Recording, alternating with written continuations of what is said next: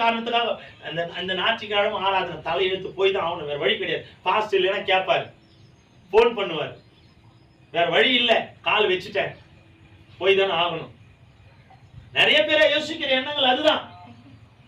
Pastor திட்டுவார், ஆலயத்துக்கு வரவே வராதீங்க. நான் இன்னைக்கு கூட சொல்றேன், சபைகளுக்கு சொல்றேன், பாஸ்டர் உங்களை ரட்சிக்க போறதில்லை, ஆண்டவராக இயேசு கிறிஸ்து ஒருவர் தான்.